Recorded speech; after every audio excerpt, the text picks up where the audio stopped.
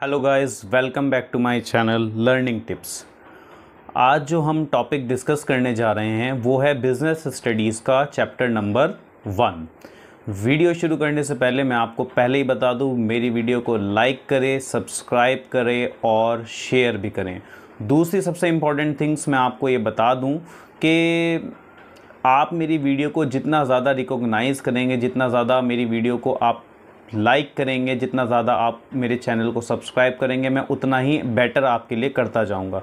देखिए, मैं आपके लिए इतनी मेहनत कर रहा हूँ, नोट्स बना रहा हूँ, तो आपको तो सिर्फ सिंपल सा मुझे रिकॉग्निशन देना है, वो करना है, मेरी वीडियो को लाइक करना है, मेरे चैनल को सब्सक्राइब करना है। और हाँ, एक चीज़ और कि आपको वीडियो लास्ट तक देखनी है, तभी आपको चैप्टर याद आ पाएगा, समझ आ पाएगा। क्योंकि जो 2021 का बैच है वो शॉर्ट टर्म में वीडियो समझना चाहेगा तो उनके लिए भी प्रॉफिट है, और सबसे बड़ा प्रॉफिट किसके लिए होगा? जो अब क्लास 12th में आने वाले हैं। तो वीडियो अब हम शुरू करते हैं, लेट्स स्टार्ट। देखिए, सबसे पहला आता है हमारा nature and significance of management, introduction है। सबसे पहले हम जान लेते हैं मैनेजमेंट है क्या।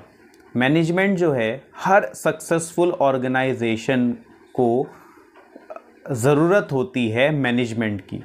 और जितनी भी सक्सेसफुल ऑर्गेनाइजेशन हैं वो अपना गोल अपने गोल को अचीव करने के लिए सबसे पहले एक ही प्रोसीजर अपनाती है, वो अपनाती है क्या? मैनेजमेंट। क्योंकि मैनेजमेंट जो है वो एक इसेंशियल प्रोसेस है, हर जगह ज़रूरी होता है, हर ऑर्गेनाइजेशन में, चाहे छोटी है, चाहे बड़ी है, चाहे प्रॉफिट वाली है, चाहे नॉन प्रॉफिट वाली है, चाहे सर्विस सेक्टर है, चाहे मैन्युफैक्चरिंग कंपनी है, हर जगह मैनेजमेंट की ज़रूरत होती है। मैनेजमेंट हर जगह अपना अहम रोल निभाती है। क्यों? क्योंकि तभी, जब तक मैनेजमेंट अच्छा नहीं होगा तब तक आप एक सक्सेसफुल ऑर्गेनाइजेशन नहीं बना सकते। ठीक है, आपका स्कूल ले लो, आपकी क्लास ले लो, हर जगह मैनेजमेंट की ज़रूरत है। अगर टीचर, स्कूल और बच्चा मिल करके मेहनत करे तो अच्छा रिजल्ट आ सकता है, नहीं आ सकता है? तो जाहिर सी बात है, भी तो मैनेजमेंट का ही एक पार्ट है। आपका स्कूल सबसे बड़ा मैनेजमेंट है, और मैनेजमेंट का जो सबसे बड़ा हेड है वो आपका प्रिंसिपल है, और मिडिल लेवल कौन है? टीचर है, और लोअर लेवल कौन है? आप हैं। जब तीनों मिल करके काम करेंगे तो रिजल्ट अच्छा आएगा। आता है, नहीं आता है जब बच्चे मेहनत करते हैं साथ में। तो मैनेजमेंट जो है वो एक सीरीज़ है, यानी कि ऊपर से लेकर के नीचे तक हर किसी को अपना बेस्ट देना पड़ता है। जब तक हर कोई अपना बेस्ट नहीं देगा तब तक ऑर्गेनाइजेशन सक्सेसफुल नहीं हो सकती। क्यों? क्योंकि जितने भी मैनेजर्स हैं सबको अपना अपना फंक्शन सही तरीके से परफॉर्म करना पड़ेगा। तो मैनेजमेंट समझ में आ गया, मैनेजमेंट क्या होता है? मैनेजमेंट एक ऐसा प्रोसेस है जिस प्रोसेस में हम ये टारगेट करते हैं कि हमें इस गोल को अचीव करना है। जैसे हम लोग एक टारगेट अचीव करते हैं स्कूल के अंदर कि हमें 40 स्टूडेंट, 20 स्टूडेंट 90s में लेकर के आने हैं। तो 90s में अगर स्कूल ने मेहनत करी, टीचर ने मेहनत की, बच्चे ने मेहनत नहीं की, तो क्या 90 में आ सकता है? नहीं आ सकता। बच्चे ने मेहनत करी, स्कूल ने मेहनत करी, टीचर ने नहीं करी, तो क्या 90 में आ सकता है? नहीं आ सकता। तो 90 में आने के लिए तीनों का कोऑर्डिनेशन ज़रूरी है। उसी तरीके से जैसे स्कूल के अंदर कोई स्पोर्ट्स होता है, कोई गेम होता है, उस गेम में जीतने के लिए सबसे पहले क्या? मैनेजमेंट के टीम में अच्छा खेलने वाला कौन है, टीम में कौन कौन अच्छा खेल सकता है, फिर टीम बनाई जाती है, फिर उनको प्रैक्टिस कराई जाती है, ट्रेंड दिया किया जाता है। उसी तरीके से कंपनी में भी होता है। आइए आगे जानते हैं।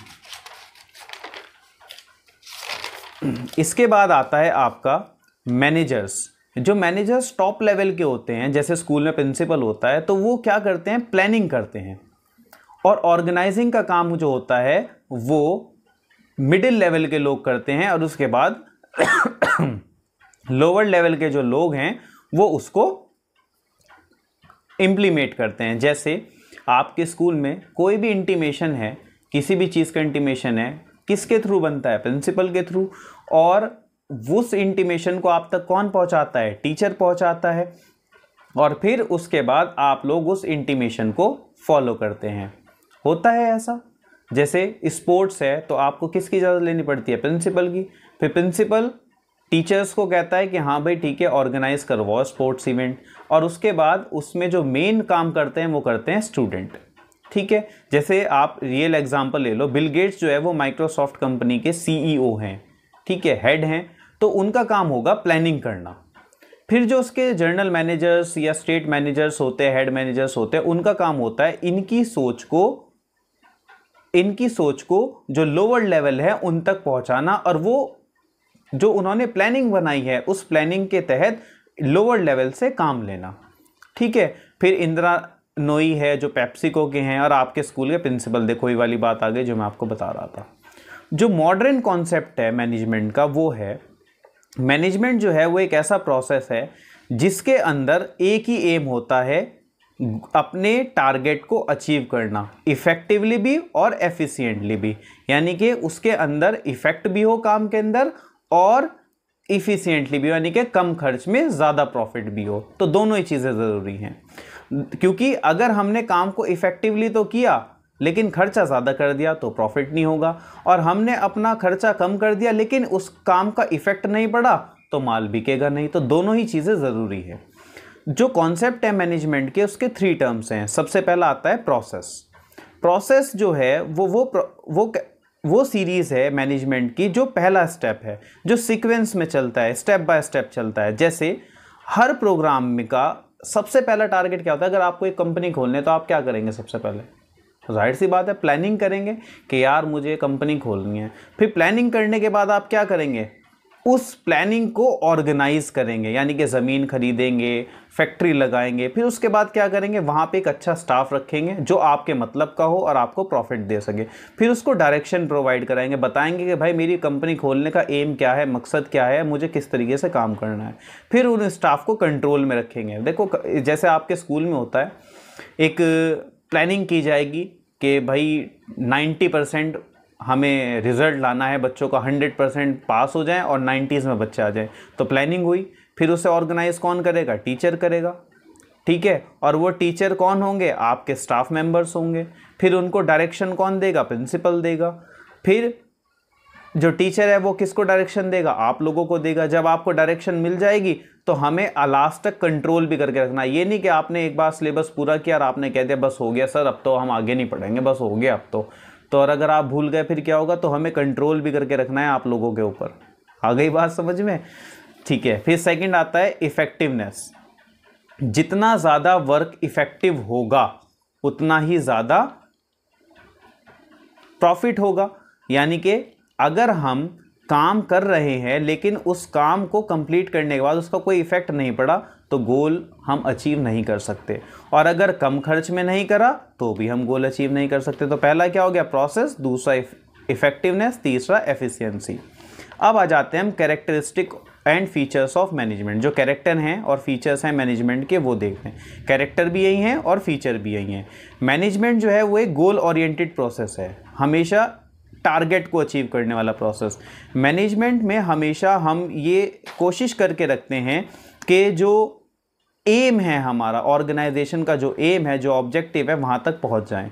और उसको कौन करता है? मैनेजेरियल फंक्शन, जो मैनेजमेंट है, जो मैनेजर्स हैं वो करते हैं। वो अपना एम को, जो उनका एम है, उस एम तक पहुँचने के लिए अपनी ऑर्गेनाइजेशन में मेहनत करते हैं। ठीक है। फिर आता है मैनेजमेंट इज़ प्रिवेसिव। मैनेजमेंट जो है वो एक यूनिवर्सल फेनोमेना है। मैंने आपको शुरू में ही बता दिया था, मैनेजमेंट जो है वो हर जगह यूज़ होता है, आपके घर से लेकर के आपके बिजनेस तक, आपके बिजनेस से लेकर के आपके घर तक। आपके घर का इसे एग्जांपल ले लो, आपके घर का बजट 10,000 पर मंथ है। लास्ट ईयर तक जो ऑयल की कीमत थी वो 100 रुपीज़ पर केजी थी और इस साल वो 200 पर केजी हो गई। तो घर का मैनेजमेंट बिगड़ जाएगा? नहीं बिगड़ जाएगा। पापा अलग परेशान होंगे, मम्मी अलग परेशान होगी और कहीं ना कहीं आपकी पॉकेट मनी से कटौती होनी शुरू हो जाएगी। तो सबसे बड़ा इफेक्ट किस पे पड़ा? लोअर लेवल पे, यानी कि आप लोगों के ऊपर। सेम ऐसे ही मैनेजमेंट का भी यही सिस्टम है। अब आ जाते हैं हम लोग, मैनेजमेंट जो है वो मल्टी डायमेंशन है। मैनेजमेंट जो है वो मल्टी डायमेंशन है, बहुत सारे उसके अंदर वर्क है। Management does not mean one single activity. Management कोई एक सिंगल एक्टिविटी नहीं है। मैनेजमेंट के अंदर 3 मेन एक्टिविटी हैं। Number 1 management of work, number 2 management of people, number 3 management of operation. सबसे पहले हम बात करते हैं मैनेजमेंट ऑफ वर्क की।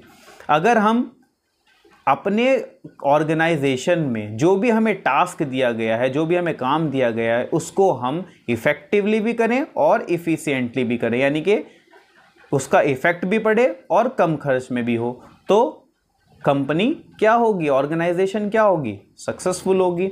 उसके बाद पीपल, अगर आपने पढ़ा होगा क्लास 9th में इकोनॉमिक्स में, ह्यूमन एक रिसोर्स है, ह्यूमन एक एसेट्स है। जैसे आपका स्कूल है, आपके स्कूल में टीचर क्या है, एसेट्स है। आपके टीचर से बहुत सारा प्रॉफिट मिलता है स्कूल मैनेजमेंट को भी और आप लोगों को भी। अगर टीचर अच्छा काम कर रहा है और उसके साथ मिलकर के बच्चे अच्छा काम कर रहे हैं तो सबसे बड़ा प्रॉफिट किसका होता है, ना तो टीचर का होता ना बच्चे का होता, सबसे बड़ा प्रॉफिट होता है स्कूल ऑर्गेनाइजेशन का।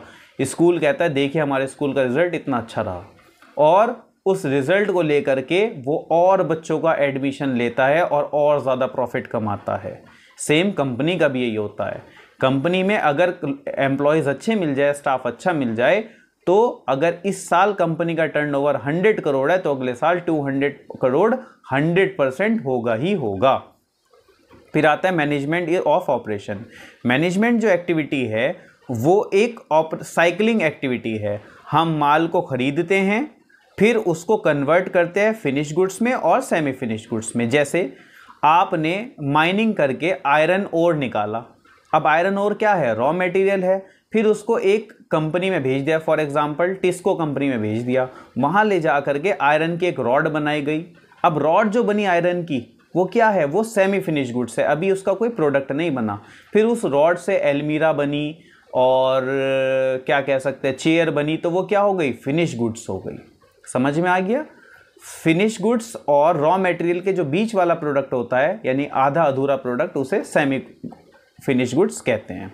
फिर आता है management is a continuous process. Management एक कॉन्टिन्यूस प्रोसेस है, वो कभी नहीं रुकता, उसमें कोई एंडिंग नहीं होती, वो हमेशा चलता रहता है। अब आता है मैनेजमेंट ऑफ वर्क में अब समझ में आ गया, प्लानिंग करना, ऑर्गेनाइज करना, कंट्रोल करना।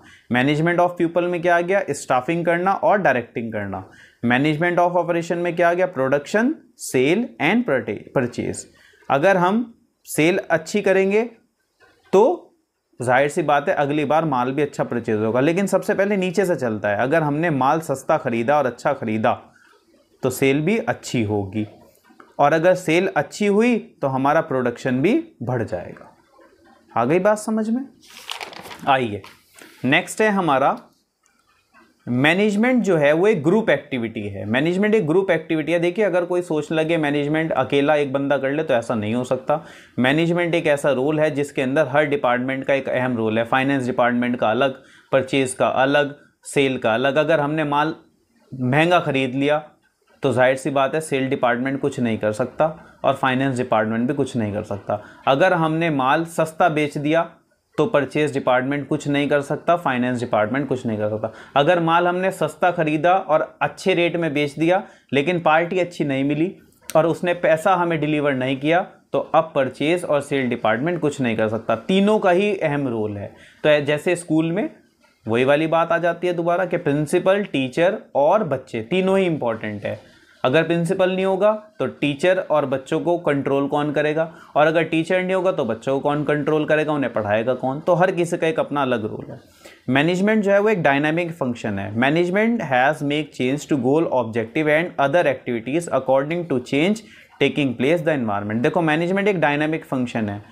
किसी भी इन्वायरमेंट में मैनेजमेंट का इस्तेमाल किया जा सकता है। अपने घर में कर लो मैनेजमेंट, अपने स्पोर्ट्स टीम में कर लो, अपनी कंपनी में कर लो, अपने स्कूल में कर लो, हर जगह यूज़ होगा।